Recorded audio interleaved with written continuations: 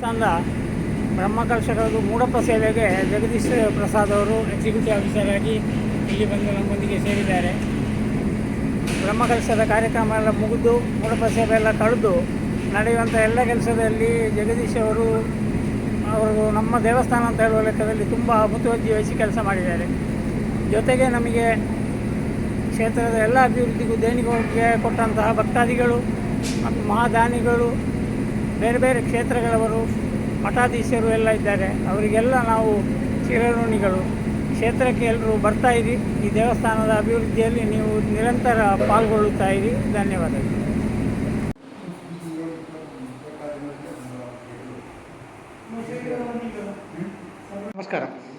ನಮಸ್ಕಾರ.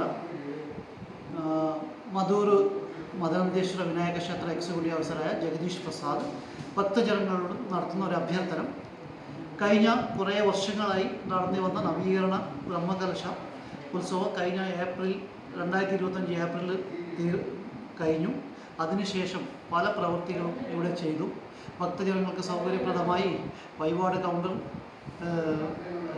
വാഷ്റൂമുകൾ, ക്ഷേത്രത്തിന് ചുറ്റും പന്തൽ, മറ്റു പ്രവൃത്തികൾ ചെയ്തു. ഇതെല്ലാം ചെയ്യുവാൻ ഭക്തജനങ്ങളുടെ സഹായ സഹകരണങ്ങൾ കൊണ്ട് മാത്രമേ നടക്കുകയുള്ളൂ. ഭക്തജനങ്ങൾക്ക് താമസിക്കുവാൻ 10ഓളം മുറികൾ ക്ഷേത്ര ഗസ്റ്റ് ഹൗസിൽ നിലവിലുണ്ട്. ഇനിയും സൗകര്യങ്ങൾ കൂട്ടുവാൻ നമ്മൾ ശ്രദ്ധ ചെലുത്തുന്നുണ്ട്. കൂടാതെ ക്ഷേത്രത്തിന് മുൻവശത്ത് പാർക്കിങ്ങിന് കൂടുതൽ സൗകര്യങ്ങൾ ഇപ്പോൾ ഏർപ്പെടുത്തിയിട്ടുണ്ട്. 20ഓളം ഷോപ്പിംഗ് മുറികളും പണി കഴിപ്പിച്ചിട്ടുണ്ട്. ഇതിനെല്ലാം ഭക്തജനങ്ങളുടെ സഹായ സഹകരണം കൊണ്ട് മാത്രമേ നടന്നിട്ടുള്ളൂ. ഇത് ചെയ്യാൻ സഹകരിച്ച എല്ലാ കമ്മിറ്റി അംഗങ്ങൾക്കും ഭക്തജനങ്ങൾക്കും നന്ദി രേഖപ്പെടുത്തുവാൻ ഈ അവസരം ഉപയോഗിക്കുന്നു. ಧನ್ಯವಾದ. ಚಂದ್ರಶೇಖರ ಏತರ್ಕ ಈಗ ನಮ್ಮ ದಕ್ಷಿಣ ಭಾರತದ ಪ್ರಖ್ಯಾತ ಭಾಳಷ್ಟು ಜನರು ಬರುವಂಥ ದೇವಸ್ಥಾನ ಮಧೂರು ಕ್ಷೇತ್ರದಲ್ಲಿದ್ದೇನೆ. ಶ್ರೀ ಮದನಂತೇಶ್ವರ ಸಿದ್ಧಿವಿನಾಯಕ ದೇವಸ್ಥಾನದಲ್ಲಿದ್ದೇನೆ. ಈ ದೇವಸ್ಥಾನದಲ್ಲಿ ಇತ್ತೀಚೆಗೆ ಬ್ರಹ್ಮಕಲಶ ಬಹಳ ವಿಜೃಂಭಣೆಯಿಂದ ಲೋಕದಾದ್ಯಂತ ಜನರು ಬಂದು ಬಹಳ ಯಶಸ್ವಿಯಾಗಿ ನಡೆದಿದೆ. ಈ ವಿಡಿಯೋದ ಉದ್ದೇಶ ಇಷ್ಟೇ. ಈ ದೇವಸ್ಥಾನದಲ್ಲಿ ಬ್ರಹ್ಮಕಲಶದ ನಂತರ ಏನೇನು ಭಕ್ತಾದಿಗಳಿಗೆ ಸೌಕರ್ಯಗಳು ಹೆಚ್ಚಾಗಿದೆ, ಏನು ವ್ಯವಸ್ಥೆ ಮಾಡಿದ್ದಾರೆ, ಇದನ್ನು ಹೇಳಲಿಕ್ಕೆ ನಮ್ಮ ಮುಂದೆ ಜಗದೀಶ್ ಪ್ರಸಾದ್ ಕೂಡ್ಲು ಅವರು, ಇಲ್ಲಿನ ಕಾರ್ಯನಿರ್ವಹಣಾಧಿಕಾರಿಗಳು, ಎಕ್ಸಿಕ್ಯೂಟಿವ್ ಆಫೀಸರ್ ಅವರು, ಅವರ ಮಾತುಗಳಲ್ಲಿ ನಾವು ಕೇಳಿಕೊಳ್ಳೋಣ. ಸಾಕಷ್ಟು ಒಂದು ದೊಡ್ಡ ಬದಲಾವಣೆಗಳು ಇವರ ನೇತೃತ್ವದಲ್ಲಿ ಈ ಕ್ಷೇತ್ರದಲ್ಲಿ ಆಗಿದೆ. ಸರ್, ಮುಖ್ಯವಾದ ಯಾವುದೆಲ್ಲ ಬದಲಾವಣೆಗಳು, ಸೌಕರ್ಯಗಳು ಇಲ್ಲಿ ವ್ಯವಸ್ಥೆ ಆಗಿದೆ? ಈಗ ಪ್ರಧಾನವಾಗಿ ಈ ಬ್ರಹ್ಮಕಲಶ ನಂತರ ಭಕ್ತಾದಿಗಳ ಅಗತ್ಯ ಸರಿಯಾಗಿ ಅಪ್ಪ ವಿತರಣೆ, ಆ ಅಪ್ಪ ವಿತರಣೆ ವ್ಯವಸ್ಥೆಯನ್ನೇ ಪೂರ್ಣವಾಗಿ ಬದಲಾಯಿಸಿ ಈಗ ಮಧ್ಯಾಹ್ನ ಪೂಜೆಯವರೆಗೆ ಎಲ್ಲರಿಗೂ ಅಪ್ಪ ಸಿಗುವಂಥ ವ್ಯವಸ್ಥೆಯನ್ನು ಮಾಡಿದೆ. ಅದನ್ನು ಅಪ್ಪ ಮಾಡುವುದಕ್ಕೆ ತುಂಬ ಜನರ ಹೊಸದಾಗಿ ನೇಮಕ ಮಾಡಿ ಅದನ್ನು ವ್ಯವಸ್ಥಿತ ರೀತಿಯಲ್ಲಿ ಈಗ ಕೊಡ್ತಾ ಇದ್ದೇವೆ. ಅದಲ್ಲದೆ ಭಕ್ತಾದಿಗಳು ಸುತ್ತ ಹಾಕುವಂಥ ದೇವಸ್ಥಾನ 4 ಸುತ್ತು ಹೊಸ ರೀತಿಯ UPVC ಶೀಟ್ ಉಪಯೋಗಿಸಿ 4 ಸುತ್ತು ಚಪ್ಪರ ನಿರ್ಮಾಣ ಆಗಿದೆ. ಅದೇ ರೀತಿ ದೇವಸ್ಥಾನದ ಹೊರಗಡೆ ಇದ್ದ ಸೇವಾ ಕೌಂಟ್ರನ್ನು ದೇವಸ್ಥಾನದ ಒಳಗಡೆಯೇ ಒಬ್ಬರು ಭಕ್ತಾದಿಗಳ ದಾನ 4 ಲಕ್ಷ ರೂಪಾಯಿ ದಾನಿಗಳು ನೀಡಿದ್ದರಿಂದ ದೇವಸ್ಥಾನದ ಒಳಗೆ ಕೌಂಟರ್ ನಿರ್ಮಾಣ ಆಗಿದೆ. ಅದರಿಂದ ಭಕ್ತಾದಿಗಳಿಗೆ ಸೌಕರ್ಯ ಆಗಿದೆ. ಅದು ಅಲ್ಲದೆ ದೇವಸ್ಥಾನದ ಪ್ರಸಾದ ಉದಯಾಸ್ತಮನ ಕ್ಯೂ ನಿಲ್ಲುವಲ್ಲಿ ಕಾಶಿ ವಿಶ್ವನಾಥ ದೇವಸ್ಥಾನದ ಎದುರು ಚಪ್ಪರ ನಿರ್ಮಾಣ ಆಗಿದೆ. ಆ ರೀತಿಯಲ್ಲಿ ಹಲವು ಕೆಲಸಗಳು ನಡೀತಾ ಇದೆ. ಅನ್ನದಾನಕ್ಕೆ ಇರುವ ಸೌಕರ್ಯಗಳು ಜಾಸ್ತಿ ಆಗಿದೆ. ಅಲ್ಲಿ ಕೈ ತೊಳೆಯೋಕ್ಕೆ ಸುಮಾರು 80ರಷ್ಟು ಟೇಪುಗಳನ್ನಿಟ್ಟು ನಾವು ಭಕ್ತರಿಗೆ ಸೌಕರ್ಯ ಮಾಡಿದ್ದೇವೆ. ಇನ್ನೂ ಕೆಲಸಗಳು ನಡೀತಾ ಇದೆ. ಬ್ರಹ್ಮಕಲಶದಲ್ಲಿ ಬಾಕಿಯಾದ ಹಣದಿಂದ ಈ ಕೆಲಸಗಳೆಲ್ಲ ನಡೀತಾ ಇದೆ. ಇನ್ನು ದೇವಸ್ಥಾನಕ್ಕೆ ಬರುವ ಹಣದಲ್ಲಿ ದೇವಸ್ಥಾನದ ಅಭಿವೃದ್ಧಿ ಕೆಲಸಗಳನ್ನು ನಡೆಸಿಕೊಂಡು ಹೋಗಲು ನಾವು ತಯಾರಿದ್ದೇವೆ. ಅದಕ್ಕೆ ಎಲ್ಲರ ಸಹಾಯ ಸಹಕಾರ ಬೇಕು. ನನಗೆ ಮುಖ್ಯವಾದ ಬದಲಾವಣೆಗಳ ದೃಶ್ಯಗಳನ್ನೊಮ್ಮೆ ನೀವು ತೋರಿಸ್ಕೊಡ್ಬೇಕೆ ಕೇಳ್ಕೊಳ್ತೀನಿ. ಹೋಗೋಣ ಅಲ್ಲ? ಹಾಂ, ಸರಿ.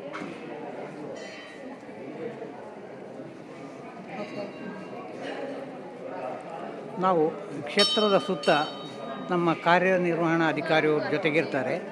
ಏನೇನು ಒಂದು ಸೌಕರ್ಯಗಳನ್ನು ವಿಸ್ತಾರ ಮಾಡಲಾಗಿದೆ, ಸುವ್ಯವಸ್ಥೆಗೊಳಿಸಲಾಗಿದೆ ಅಂತ ಹೇಳೋದನ್ನು ಅವರು ನಮಗೆ ವಿವರಣೆ ಕೊಡಲಿಕ್ಕಿದ್ದಾರೆ. ನೋಡಿ, ಕಾಶಿ ವಿಶ್ವನಾಥ ಮೇಲಿನ ಚಪ್ಪರ, ಈ ಥರದ ಚಪ್ಪರ, ಇದು ಭಾಳ ವಿಶೇಷವಾದ ಚಪ್ಪರ. ಮಳೆಗಾಲದಲ್ಲಿ ಮಳೆಯ ನೀರಿನ ಶಬ್ದ ಬರುವುದಿಲ್ಲ. ಬೇಸಿಗೆಯಲ್ಲಿ ಸುಲಿದಾಗುವುದು. ಬೇಸಿಗೆಯಲ್ಲಿ ಸೆಕೆ ಹೆಚ್ಚಾಗೋದು. ಸೊ ಇದು ದೇವಸ್ಥಾನದ ಒಳಗೆ ಹೊರಗಡೆ ಅನೇಕ ಕಡೆಗಳಲ್ಲಿ ಇದನ್ನು ರಚನೆ ಮಾಡಿದ್ದಾರೆ. ಸಾಧಾರಣ 1 ಕೋಟಿ ಮೇಲೆ ಖರ್ಚಾಗಿದೆ. ಪೂರ್ಣ ಚಪ್ಪರಕ್ಕೆ ಮಾತ್ರ 1 ಕೋಟಿ ಮೇಲೆ ಖರ್ಚಾಗಿದೆ.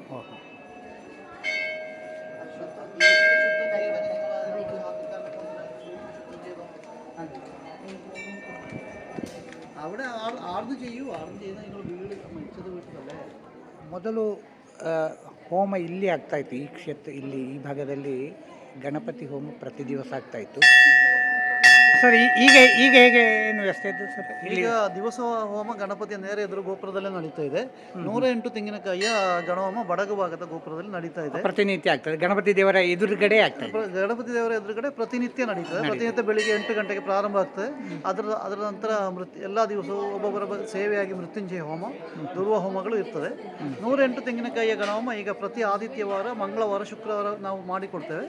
ಈಗ ಸಾಧಾರಣ ಎಲ್ಲ ದಿವಸಗಳು ಅದಿರ್ತದೆ. ಅದು ದೇವಳದ ಬಡಗು ಭಾಗದ ಗೋಪುರದಲ್ಲಿ ನಡೀತಾ ಇದೆ. ಸರಿ. ನೋಡಿ, ನಾವೀಗ ಮಧೂರು ಶ್ರೀ ಸಿದ್ಧಿವಿನಾಯಕ ದೇವರ ಎದುರುಗಡೆ ಇದ್ದೇವೆ. ಇಲ್ಲಿನ ಒಂದು ಈಗಿನ ಹೊಸ ವ್ಯವಸ್ಥೆಗಳು ಏನು ಬದಲಾವಣೆ ಅದನ್ನು ನಮ್ಮ ಎಕ್ಸಿಕ್ಯೂಟಿವ್ ಆಫೀಸರ್ ಹೇಳ್ತಾರೆ. ಹೇಳಿ ಸರ್. ಭಕ್ತಾದಿಗಳಿಗೆ ಸ್ವಂತವಾಗಿ ತುಪ್ಪದ ದೀಪವನ್ನು ಉರಿಸುವ ವ್ಯವಸ್ಥೆಯನ್ನು ಕಳೆದ ಜನವರಿ 1ರಿಂದ ವ್ಯವಸ್ಥೆ ಮಾಡಿದ್ದೇವೆ. ತುಪ್ಪ ದೀಪ ಅವರವರಿಗೆ ಸ್ವಂತವಾಗಿ ಹೆಚ್ಚಿಸಿ ಸ್ವಯಂ ತೃಪ್ತಿಯನ್ನು ಪಡೆಯುವ ಒಂದು ವ್ಯವಸ್ಥೆ ಅದು. ಅದನ್ನು ಈಗ 100 ಜನಗಳು ಉಪಯೋಗಿಸ್ತಾ ಇದ್ದಾರೆ. ಕಳೆದ 1 ತಿಂಗಳು ಮಾತ್ರ 1000 ಮೇಲೆ ತುಪ್ಪ ದೀಪ ಈಗ ಹೋಗಿದೆ. ಅದಲ್ಲದೆ ಭಕ್ತಾದಿಗಳಿಗೆ ನೇರವಾಗಿ ತೆಂಗಿನಕಾಯಿ ಹೊಡೆಯುವ ವ್ಯವಸ್ಥೆಯನ್ನು ಈಗ ಮಾಡಿದ್ದೇವೆ. ಅದು ಈಗ ಅಲ್ಲಿ ಅದಕ್ಕೆ ವ್ಯವಸ್ಥೆ ಅವರವರೇ ಹೊಡಿಬೋದು. ನೋಡಿ, ಅಲ್ಲಿ ಹೋಗುವಲ್ಲ. ತೆಂಗಿನಕಾಯಿ ಹೊಡಲಿಕ್ಕೆ ಇಲ್ಲಿ ವ್ಯವಸ್ಥೆ ಮಾಡಿ ನೋಡಿ, ಇಲ್ಲಿ ಭಕ್ತಾದಿಗಳು ತೆಂಗಿನಕಾಯಿ ಹೊಡಿಲಿಕ್ಕೆ ಒಂದು ವಿಶಿಷ್ಟವಾದ ವ್ಯವಸ್ಥೆಯನ್ನು ಮಾಡಿದ್ದಾರೆ. ನೋಡಿ, ಕೋಕೋನಟ್ ಬ್ರೇಕಿಂಗ್ ಹೇಗೆ ಹೇಗೆ ಸರ್ ಇದು ಈಗ ಕೌಂಟರಿಂದ ನಾವು ತೆಂಗಿನಕಾಯಿ ಕೊಡುವ ವ್ಯವಸ್ಥೆ ಮಾಡಿದ್ದೇವೆ. ಯಾರು ಭಕ್ತಾದಿಗಳು ಅವರಿಗೆ ಸ್ವಯಂವಾಗಿ ತೆಂಗಿನಕಾಯಿ ಗಣಪತಿಗೆ ಹೊಡೆಯುವಂಥ ವ್ಯವಸ್ಥೆ ಅದು. ಒಂದು ತೆಂಗಿನಕಾಯಿ ಆದರೆ 50 ರೂಪಾಯಿ, 51 ತೆಂಗಿನಕಾಯಿಗೆ 2500, 108 ತೆಂಗಿನಕಾಯಿ 5000 ರೂಪಾಯಿ ಈಗ ದರ ನಿಗದಿ ಮಾಡಿದೆ. ಸಾಧಾರಣ ದಿವಸಗಳಲ್ಲಿ ತುಂಬ ತೆಂಗಿನಕಾಯಿ ಭಕ್ತಾದಿ ಶುರು ಮಾಡಿದ್ದಾರೆ. ಈ ಜನವರಿ 1ರಿಂದ ಈ ವ್ಯವಸ್ಥೆಯನ್ನು ಪ್ರಾರಂಭ ಮಾಡಿ. ಈಗ ತೆಂಗಿನಕಾಯಿ ಹೊಡೆಯುವಾಗ ಅದು ಅತ್ಲ ರಟ್ಟದ ಅದಕ್ಕೆ ಸ್ಟೀಲ್ನೊಂದು ಕವರ್ ಮಾಡಿದ್ದಾರೆ. ನೋಡಿ, ಇದಕ್ಕೆ ಒಂದು ವಿಶಿಷ್ಟವಾದ ಒಂದು ರಚನೆಯನ್ನು ಮಾಡಿದ್ದಾರೆ. ತೆಂಗಿನಕಾಯಿ ಹೊಡೆಯುವಾಗ ಆ ನಿರ್ದಿಷ್ಟ ಪ್ರದೇಶದಲ್ಲಿ ಹೊಡೆದದ್ದು ಬೀಳುವ ಹಾಗೆ ಒಂದು ಮಾಡಿದ್ದಾರೆ. ಇದೆಲ್ಲ ಈಗಿನ ಹೊಸ ಬದಲಾವಣೆ.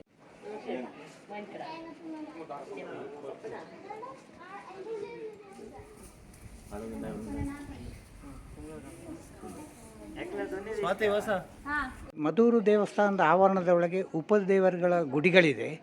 ಇಲ್ಲಿ ವಿಶಿಷ್ಟ ರೀತಿಯ ಒಂದು ಬಣ್ಣಗಾರಿಕೆಯನ್ನು ಉಪಯೋಗಿಸಿದ್ದಾರೆ. ಹೇಗೆ ಸರ್ ಇದು? ಅದನ್ನು ಈ ಹಸಿ ಎಲೆಗಳು ಇದೆಲ್ಲ ಹುಡಿ ಮಾಡಿ ಮಾಡುವ ವರ್ಣದಿಂದ ಮಾಡಿದ್ದಾರೆ. ಇದೇ ರೀತಿಯ ಒಂದು ಚಿತ್ರವನ್ನು ನಮ್ಮ ಭೋಜನ ಶಾಲೆಯ ಒಳಗೆ ಅನ್ನಪೂರ್ಣ ಗಣಪತಿ ಎಲ್ಲ ಮಾಡಿ ಈಗಾಗಲೇ ಒಬ್ಬರು ಭಕ್ತಾದಿಗಳು ರಚಿಸಿಕೊಟ್ಟಿದ್ದಾರೆ. ಅದು ತುಂಬ ಚಂದವಾಗಿ ಅನ್ನಪೂರ್ಣ ಭೋಜನ ಶಾಲೆಯ ಒಳಗಿದೆ. ಅದಕ್ಕೆ ಮಲಯಾಳದಲ್ಲಿ ಚೋರ್ ಚಿತ್ರ ಅಂತ ಹೇಳ್ತಾರೆ. ಎಂಥದ್ದು? ಚೋರ್ ಚಿತ್ರ. ಚೋರ್. ಇಲ್ಲಿ ಯಾರು ಮಾಡಿದ್ದು? ಅದು ಮನೋಜ್ ಕಾಸರಗೋಡಿನವರೇ? ಬಂದಡ್ಕ. ನೋಡಿ, 108 ತೆಂಗಿನಕಾಯಿ ಗಣಪತಿ ಹೋಮ ಆಗುವಂಥ ಪ್ರದೇಶ ಇದು. ಹೋಮ ಕುಂಡ ಇದು. ಭಕ್ತಾದಿಗಳ ಸೇವೆಯ ಉದ್ದೇಶಗಳಿಗೆ ಇದನ್ನು ಬಳಸ್ತಾರೆ. ಸರ್, ಈಗ ಪ್ರಸಾದ ಕೌಂಟ್ರ್ ಹಿಂದೆ ದೇವಸ್ಥಾನದ ಹೊರಗಡೆ ಇತ್ತಲ್ಲ? ಹೊರಗಡೆ ಎಲ್ಲ ದೇವಸ್ಥಾನದ ಒಳಗಡೆ ಇತ್ತು. ಅಲ್ಲಿ ಅದಕ್ಕೆ ಸೌಕರ್ಯ ಕಮ್ಮಿ ಇದ್ದಾಗ ಈಗ ಸೌಕರ್ಯಪ್ರದವಾಗಿ ಬಡಗು ಭಾಗದ ಗೋಪುರದಲ್ಲೇ ಅದಕ್ಕೆ ವ್ಯವಸ್ಥೆ ಮಾಡಿ ಈ ಜನವರಿಯಿಂದ ಅಲ್ಲಿಗೆ ಈಚೆಗೆ ವ್ಯವಸ್ಥೆ. ನೋಡಿ, ಪ್ರಸಾದ ವಿತರಣೆ ಕೌಂಟ್ರನ್ನು ಜನರ ಒಂದು ಸೌಕರ್ಯಕ್ಕೋಸ್ಕರ ಭಾಳ ಇನ್ನೊಂದು ಕಡೆಗೆ ದೇವಸ್ಥಾನದ ಇನ್ನೊಂದು ಮಗ್ಗುಲಿಗೆ ಅದನ್ನು ಒಳಗಡೆಗೆ ಬದಲಿಸಿದ್ದಾರೆ. ನೋಡಿ, ನಮ್ಮ ದೇವಸ್ಥಾನದ ಪಾರಂಪರಿಕ ಟ್ರಸ್ಟಿಗಳು ದಾನಮಾರ್ತಾಂಡ ವರ್ಮರಾಜ ಅಂತೇಳಿ ಪಾರಂಪರಿಕ ಅವರೀಗ ರಾಮಂತ 13 ಅಂತ ಹೇಳೋದು ಅವರು ಪಾರಂಪರಿಕ ಟ್ರಸ್ಟಿಗಳು. ಅವರ ಒಂದು ಅವರು ಬಂದರೆ ಅವರಿಗಿರುವ ಕೊಳ್ಳೋ ವ್ಯವಸ್ಥೆ ಇದೆ. ಆ ಒಂದು ಪರಿಕಲ್ಪನೆಯನ್ನು ಜೀವಂತ ಇಟ್ಟುಕೊಂಡಿದ್ದಾರೆ. ಅವರಿಗೆ ಕೊಡಬೇಕಂತ ಒಂದು ಗೌರವ ಸಮರ್ಪಣೆಗೆ ಒಂದು ಸಪರೇಟ್ ಒಂದು ಕೋಣೆಯನ್ನು ಕಾದಿರಿಸಿದ್ದಾರೆ. ನೋಡಿ, ಪ್ರಸಾದ ವಿತರಣೆಗೂ ಹಾಗೆ ಭಾಳ ಸುವ್ಯವಸ್ಥೆಯನ್ನು ಮಾಡಿದ್ದಾರೆ. ಮೊದಲಿನ ವ್ಯವಸ್ಥೆಗಿಂತಲೂ ವಿಶೇಷ ಸೌಕರ್ಯ ಒದಗುವಾಗ ಜಾಗ ಇರುವಂಥ ಸ್ಥಳದಲ್ಲಿ ಮಾಡಿದ್ದಾರೆ.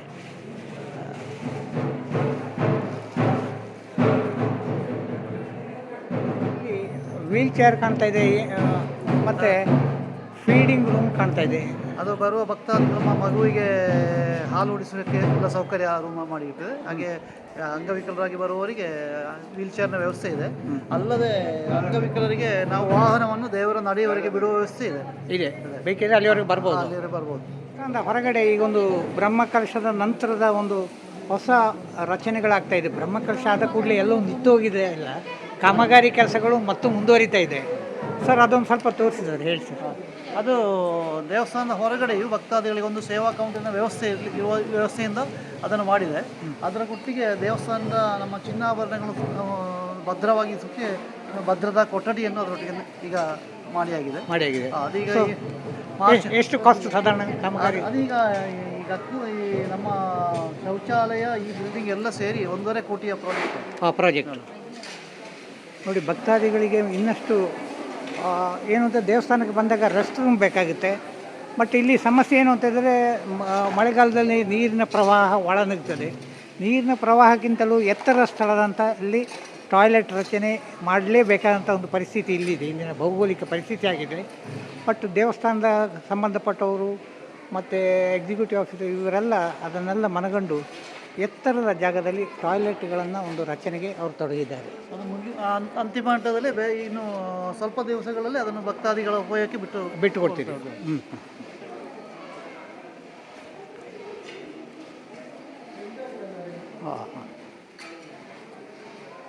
ಇದು ದೇವಸ್ಥಾನದ ಎದುರು ಭಾಗದಲ್ಲಿ ಈ ಒಂದು ಕಾಮಗಾರಿ ಕೆಲಸ ಆಗ್ತಾಯಿದೆ. ಬಹು ಬೇಗನೆ ಭಕ್ತಾದಿಗಳಿಗೆ ಅದು ಆ ವ್ಯವಸ್ಥೆಗಳು ಸಿಗಲಿಕ್ಕಿದೆ. ನೋಡಿ, ಭಾಳ ಆಧುನಿಕವಾದಂತಹ ವಾಶ್ರೂಮ್ಗಳು ಭಕ್ತಾದಿಗಳ ಸನಿಹದಲ್ಲಿ ಸಿಗುತ್ತೆ. ನೋಡಿ, ಮೊದಲು ಈ ಥರ ಹೊರಗಡೆ ದೇವಸ್ಥಾನದ ಆವರಣದಲ್ಲಿ ಚಪ್ಪರ ಇರಲಿಲ್ಲ. ಈಗ ಸರ್ ಎಲ್ಲ ಕಡೆ 4 ಕಡೆಯೂ ಈಗ ಚಪ್ಪರ ನಿರ್ಮಾಣ ಆಗಿದೆ. ಇದರ ಪ್ರಾರಂಭ ಅಂತ ಹೇಳಿದರೆ, ನಾನು 2025 ಮೇ 21 ದೃಢಕಲಶ ದಿವಸ ಈ ದೇವಸ್ಥಾನದ ಕಾರ್ಯನಿರ್ವಹಣೆಗೆ ಅಧಿಕಾರ ವಹಿಸಿಕೊಂಡದ್ದು. ಅದು ಕಳೆದ ಕೂಡಲೇ ಚತುರ್ಥಿ ಬಂತು. ಚತುರ್ಥಿಗೆ ತಾತ್ಕಾಲಿಕ ಚಪ್ಪರಗಳನ್ನು ಹಾಕ್ತಾ ಇದ್ದೆವು. ಆಗ ಬ್ರಹ್ಮಕಲಶ ಕಳೆದು ಅದರಲ್ಲಿ ಒಂದು 31 ಲಕ್ಷ ರೂಪಾಯಿ ಎಲ್ಲ ಬ್ರಹ್ಮಕಲಶವು ಜೀರ್ಣೋದ್ಧಾರ ಕಳೆದು ಕಮಿಟಿಯ ಕೈಯಲ್ಲಿ 31 ಲಕ್ಷ ಹತ್ರ ಬಾಕಿ ಇತ್ತು. ಆಗ ಅವರ ಹತ್ರ ಮಾತಾಡಿ ಆ ಒಂದು ಸೈಡಲ್ಲಿ ಮಾತ್ರ ಚಪ್ಪರ ಹಾಕ್ಲಿಕ್ಕೆ ನಾವು ಹೊರಟದ್ದು. ಆ ಒಂದು ಅದು ಕಮಿಟಿಯವರು ಸಹ ಒಂದು ಸೈಡ್ ಶುರು ಮಾಡಿತ್ತು. ಆ ಶುರುವಾದ ಕೆಲಸ ಏನೋ ದೇವರ ಅನುಗ್ರಹದಿಂದ ಈಗ ಪೂರ್ಣವಾಗಿ 4 ಸುತ್ತು ಈಗ ಪೂರ್ಣ ಆಗಿದೆ. ಇದಕ್ಕೆ ಈ ಹೊರಗಿನ ಚಪ್ಪರಕ್ಕೆ ಮಾತ್ರ ಈಗ 1 ಕೋಟಿ ಹತ್ತಿರ ಖರ್ಚಾಯಿತು. ಇಲ್ಲಿ ಇದೇನು ದೇವಸ್ಥಾನದ ಎದುರು ಭಾಗದಲ್ಲಿ ಬದಲಾವಣೆಗಳು ಏನು? ದೇವಸ್ಥಾನದ ಎದುರು ಭಾಗದಲ್ಲಿ ಮುಂಚಿನ ನಮ್ಮ ಜಾತ್ರೆ ಆರಾಟ ಸಮಯದಲ್ಲಿ ದೇವರು ಕೂತುಕೊಳ್ತಾ ಇದ್ದ ಅಶ್ವತ್ಥ ಕಟ್ಟೆ ತುಂಬ ಕೆಳಗಿತ್ತು. ಅದು ತೆಂಕು ಬಡಗು ಮುಖವಾಗಿ ಕಟ್ಟೆ ಶೇಪ್ ಇತ್ತು.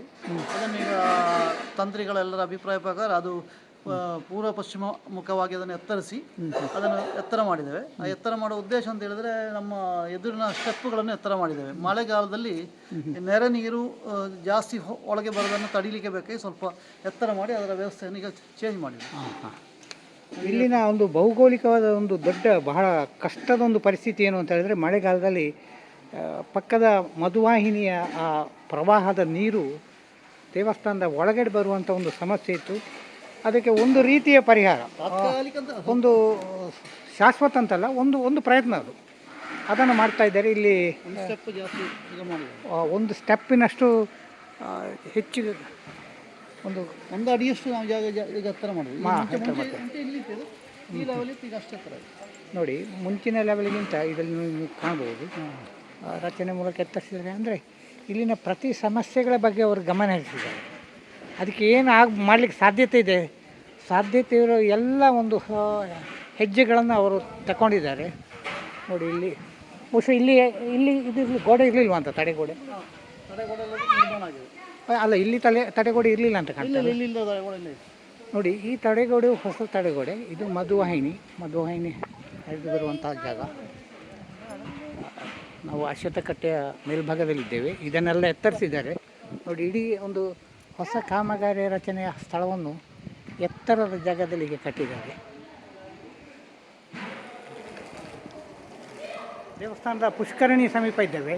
ಇಲ್ಲಿ ಏನು ಹೊಸ ಬದಲಾವಣೆಗಳಾಗಿದೆ ಅಂತ ಅವ್ರ ಕೇಳ್ತಾ ಇದ್ದೆ. ಸ್ವಾಮಿ, ಇಲ್ಲಿ ಏನು ಈಗ ಹೊಸ ಏನಾದರೂ ಬದಲಾವಣೆಗಳಿದೆಯಾ? ದೇವಸ್ಥಾನಕ್ಕೆ ಅಗತ್ಯ ಇರುವ ತುಳಸಿ ಪುಷ್ಪಗಳನ್ನೆಲ್ಲ ಮಾಡಲಿಕ್ಕೆ ಬೇಕಾಗಿ ಸ್ಪ್ರಿಂಕ್ಲರ್ ವ್ಯವಸ್ಥೆ ಮಾಡಿ ಈಗ ಅದರ ಕೆಲಸ ನಡೀತಾ ಇದೆ. ಸೊ ಈ ತೀರ್ಥ ಯಾವ ಕೆರೆಯ ಸುತ್ತ ದೇವಸ್ಥಾನಕ್ಕೆ ಅಗತ್ಯ ಇರುವ ಹೂಗಳ ತೋಟವನ್ನು ಮಾಡುವಂಥ ಒಂದು ಯೋಜನೆಯನ್ನು ಹಾಕಿದ್ದೀರಿ ಅಲ್ಲ? ಹೌದೌದು, ಅದರ ಕೆಲಸ ನಡೀತಾ ಇದೆ. ಸ್ಪ್ರಿಂಕ್ಲರ್ ಫಿಟ್ ಮಾಡಿ ಆಗಿದೆ, ಸ್ವಲ್ಪ ದಿವಸದಲ್ಲೇ ಬರ್ತದೆ. ಸೊ ದೇವಸ್ಥಾನದ ಒಳಗೆ ಹೊರಗೆ ಆ ಪ್ರತಿ ಸ್ಪೇಸನ್ನು ಭಕ್ತಾದಿಗಳ ಒಂದು ಪ್ರಯೋಜನಕ್ಕೆ ಇಲ್ಲಿನ ಒಂದು ವ್ಯವಸ್ಥೆಗೆ ಬೇಕಾದ ರೀತಿಯಲ್ಲಿ ಅಭಿವೃದ್ಧಿ ಮಾಡ್ತಾ ಇದ್ದಾರೆ.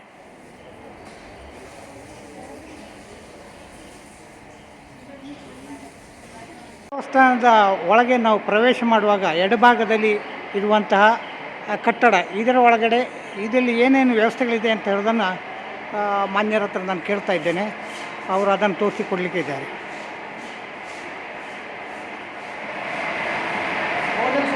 ಊಟ ಮಾಡಲಿಕ್ಕಿರುವ ಸ್ಟೀಲ್ ಟೇಬಲು ಇದು ಒಂದು ಭಕ್ತಾದಿಗಳು ನಮಗೆ ಸೇವಾ ರೂಪದಲ್ಲಿ ಕೊಟ್ಟಿದ್ದಾರೆ. ಕೂತು ಊಟ ಮಾಡುವಂಥ ವ್ಯವಸ್ಥೆಗೆ ಡೊನೇಷನ್ ಕೊಟ್ಟರು. ಬ್ಯಾಂಗ್ಳೂರಿನ ಒಂದು ಭಕ್ತಾದಿಗಳು ಕೊಟ್ಟರು, ಬ್ಯಾಂಗ್ಳೂರಿನವರು. ಸೊ ಕೂತು ಊಟ ಮಾಡುವಂಥ ಒಂದು ಸುವ್ಯವಸ್ಥೆಯನ್ನು ಈಗ ಮಾಡಿದ್ದಾರೆ. 250 ಸೀಟಿಂಗ್, 250 ಜನರಿಗೆ ಕೂತ್ಕೊಳ್ಬೋದಲ್ಲ. ಸವಿ ನೆನಪಿಗಾಗಿ ಅವರ ಪತ್ನಿಯವರು ನಮ್ಮ ಕಲಾಕಾರರಿಂದ ಮಾಡಿಸಿ ಸೇವೆಯಾಗಿ ನೀಡಿದ್ದಾರೆ. ಅದರಲ್ಲಿ ಅನ್ನಪೂರ್ಣ, ಗಣಪತಿ, ಶಿವನ ವಿವಿಧ ರೂಪಗಳು ಸುಂದರವಾಗಿ ಅವರು ಆರ್ಟಿಸ್ಟ್ ಬರೆದಿದ್ದಾರೆ. ಕೃಪೇಶ್ ಮುಲ್ಲಶ್ಶೇರಿ ಅಂತ ಹೇಳುವವರು ಮಾಡಿ. ಎಷ್ಟು ಸಮಯ ತಗೈತೆ ಇದನ್ನು ಮಾಡಲಿಕ್ಕೆ? ಅದು ಮಾಡಲಿಕ್ಕೆ 4 ತಿಂಗಳು ತೆಗೆದು. 4 ತಿಂಗಳು. ಎಷ್ಟು ಜನ ಕಲಾವಿದರು? ಇಬ್ಬರು 4 ತಿಂಗಳು ಆಗಲೇ ಇವರು ಮಾಡಿದಂಥ ನೋಡಿ ಒಂದು ವಿಶಿಷ್ಟವಾದಂತಹ ಕಲಾ ರಚನೆ ಚಿತ್ರ ಬರೆದಿದ್ದಾರೆ ಗೋಡೆ ಮೇಲೆ. ಇದಕ್ಕೆ ವಿಶಿಷ್ಟವಾದ ಬಣ್ಣ ಸಂಯೋಜನೆ ಮಾಡಿದ್ದಾರೆ. ಆರ್ಗ್ಯಾನಿಕ್ ಬಣ್ಣಗಳನ್ನು ಬಳಸಿದ್ದಾರೆ. ಇಂದುಗುಳಿ ಗೋಪಾಲಕೃಷ್ಣ ಭಟ್ ಅವರ ಒಂದು ಸೇವೆ ನೋಡಿ. ನೂತನ ಭೋಜನ ಶಾಲೆಗೆ ಬಂದಿದ್ದೇವೆ. ಇದು ಮೊದಲಿನ ಹಳೆಯ ಅಡುಗೆ ಸಲಕರಣೆಗಳನ್ನು ಇಲ್ಲಿ ಜೋಡಿಸಿದ್ದಾರೆ ಅಲ್ವಾ? ಇದೆಲ್ಲ ವಸ್ತು. ಇದು ಹೊಸ ಇದೆಲ್ಲ ವಸ್ತು. ಇದು ನಮ್ಮ ಭೋಜನ ಶಾಲೆಯ ಅಡಿಗೆ ಕೋಣೆ ವಸ್ತು. ಅದರಲ್ಲಿ ಈ ಪರಿಕರಗಳೆಲ್ಲ ವಸ್ತು. ಹೊಸ ಇದು ಹೊಸತೆ. ಇದೆಲ್ಲ ವಸ್ತು. ಅಲ್ಲಿರುವಂಥದ್ದೆಲ್ಲ ಎಲ್ಲ ವಸ್ತು. ಈಗ 8 ಲಕ್ಷ ರೂಪಾಯಿಗಳ ಖರ್ಚಲ್ಲಿ ಇದೆಲ್ಲ ಹೊಸದಾಗಿ ಗ್ಯಾಸಿನಿಂದಲೇ ಅಡಿಗೆ ಮಾಡುವಂಥ ವ್ಯವಸ್ಥೆ ಮಾಡಿದೆ. ಅದರೊಟ್ಟಿಗೆ ಸೌದೆಯ ವ್ಯವಸ್ಥೆ ಅದರಲ್ಲಿ. ಸೊ 2 ರೀತಿಯ ಅಡುಗೆಗೆ ವ್ಯವಸ್ಥೆ ಇದೆ. ಒಂದು ಪರಿಪೂರ್ಣ ಒಂದು ಪಾಕಶಾಲೆ ಆಗಿದೆ. ಪಾಕಶಾಲೆ ಬೇಕಾದಷ್ಟು ಸೌಕರ್ಯ ಇದೆ. ಎಲ್ಲ ನೀರು ಎಲ್ಲ ವ್ಯವಸ್ಥೆಗಳು ವ್ಯವಸ್ಥೆ ಆಗಿದೆ ನೋಡಿ. ಈ ಪಾಕಶಾಲೆ ನಮ್ಮ ಇಲ್ಲಿ ಅಡಿಗೆ ಇವರ ನೋಡಿ ಪಾಕಶಾಲೆಯ ನೇತೃತ್ವ ಇವರಲ್ಲಿ. ನಿಮ್ಮ ಹೆಸರೇನು ಸರ್? ನಾರಾಯಣ ಕಾರಂತರು ಪಾಕಶಾಲೆಯ ನೇತೃತ್ವದಲ್ಲಿದ್ದಾರೆ. ಇಲ್ಲಿ ಪಾಕಶಾಲೆಯ ಒಂದು ಮಹಾದ್ವಾರ ಭಾಳ ಒಂದು ವಿಶಿಷ್ಟವಾಗಿದೆ.